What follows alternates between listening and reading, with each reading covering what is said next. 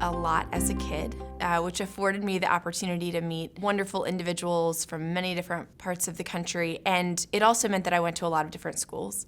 In one instance, in 4th grade, I had this really incredible teacher, Mrs. Vorholt, just an exceptional educator who had such a deep belief in what was possible for her kids. The next year, I moved to a different community, much more rural, lower income overall. I had a science teacher who thought it appropriate to show middle school students, early elementary, cartoon videos, and repeatedly the same video.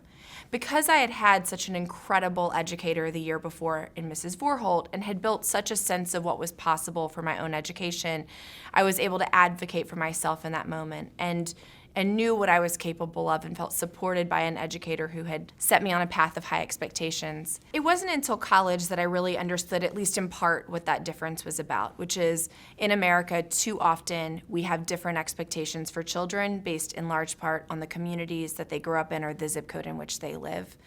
That led me to a career in education. I started as a middle school math teacher in a small town outside of New Orleans right after Hurricane Katrina. It felt like an obligation and an opportunity to really make sure that every child starts with a Mrs. Vorholt in front of them to show them what they're capable of.